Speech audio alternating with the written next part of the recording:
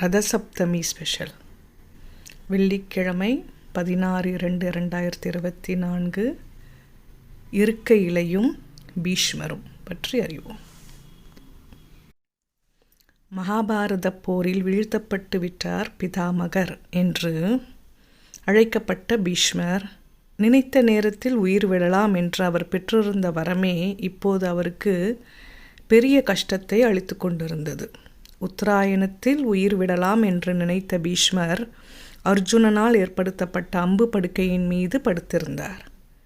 மேலும் அவரது தாகத்தை தீர்ப்பதற்காக அர்ஜுனன் நிலத்தில் அம்பை செலுத்தி கங்கையை வரவழைத்து கொடுத்தான். இருந்தாலும் காலம் போய்கொண்டே இருந்தது. உத்தராயண காலம் வந்தும் பீஷ்மரின் உயிர் அவரது உடலை விட்டு பிரியவில்லை. பாண்டவர்கள், கௌரவர்கள், கிருஷ்ணர் என அனைவரும் அவரை சூழ்ந்து நின்றனர். பீஷ்மருக்கோ தன் உயிர் இன்னும் பிரியாததை நினைத்து வேதனை. அப்போது அங்கு வந்து சேர்ந்தார் வேதவியாசர். அவரை பார்த்த பீஷ்மர், மகரிஷியே, என்னுடைய உயிர் ஏன் இன்னும் போகவில்லை? நான் செய்த பாவம்தான் என்ன என்றார். அதற்கு வியாசர், பீஷ்மரே, ஒருவர் தன் மனம், மொழி, மெய்யால் செய்வதுதான் தீமை என்றில்லை.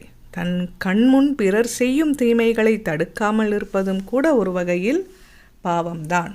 அதற்கான தண்டனையை யாராக இருந்தாலும் அனுபவித்துதான் ஆக வேண்டும். பீஷ்மருக்கு இப்போது புரிந்துவிட்டது. தன்னுடைய இந்த வேதனைக்கான காரணம் பாஞ்சாலியை துச்சாதனன் துகில் உரித்தபோது சபையில் இருந்த அனைவரிடமும் தன்னை காப்பாற்றும்படி மன்றாடினாள். அங்கு இருந்த அனைவரும் அங்கு ஒரு பெண்ணுக்கு நடக்கும் கொடுமையை கண்டும் காணாதது போல் இருந்தனர். அவர்களில் பீஷ்மரும் ஒருவர். அந்த பாவம்தான் தனக்கான இந்த தண்டனை என்பதை உணர்ந்த பீஷ்மர் இதற்கென்ன பிராயச்சித்தம் என்று வியாசரிடம் கேட்டார்.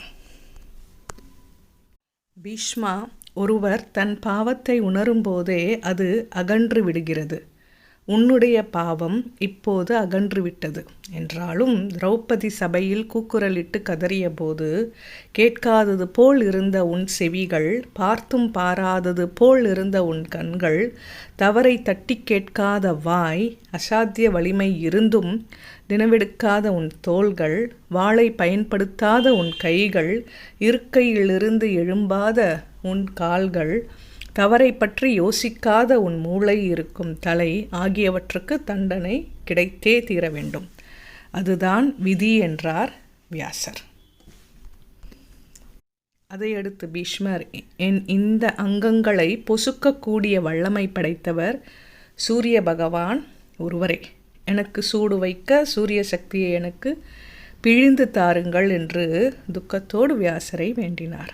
வியாசர் இருக்கை இலை ஒன்றை காட்டி, பீஷ்மா, இருக்கை இலை சூரியனுக்கு உகந்தது. இதன் பெயர் அர்கபத்ரம். அர்கம் என்றாலே சூரியன் என்றே பொருள். சூரியனின் சாரம் இதில் உள்ளது. சந்திரனை தலையில் சூடிக்கொண்ட எம்பெருமான் சூரியனாக உருவகமான இருக்கை இலையையும் இதன் காரணமாகவே சூடிக்கொண்டிருக்கிறார். ஆகவே இந்த இலைகளால் உன்னுடைய அங்கங்களை அலங்கரிக்கிறேன். அதன் மூலம் உன் உடல் வெப்பம் சாந்தியாகும் என்றார். அதன் பிறகே பீஷ்மர் தியானத்தில் மூழ்கி ஏகாதசி அன்று தன் உயிரை உடலிலிருந்து விடுவித்துக் கொள்கிறார்.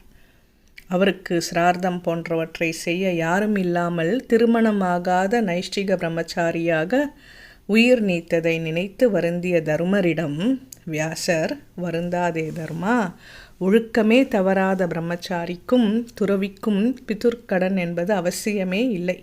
அவர்கள் மேம்பட்ட ஒரு நிலைக்கு போய்விடுகிறார்கள். என்றாலும் உன் வருத்தத்துக்காக இனி இந்த பாரத தேசமே பீஷ்மனுக்காக நீர்க்கடன் அளிக்கும்.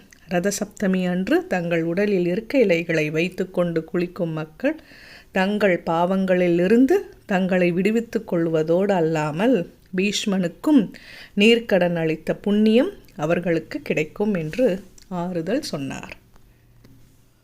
ஆகவே தான் ரதசப்தமி அன்று விரதம் இருப்பதும் தலையிலும் கண்கள், செவிகள், கை, கால், தோள்களில் இருக்க இலைகளை வைத்துக்கொண்டு குளிக்கும் முறையும் ஏற்பட்டது.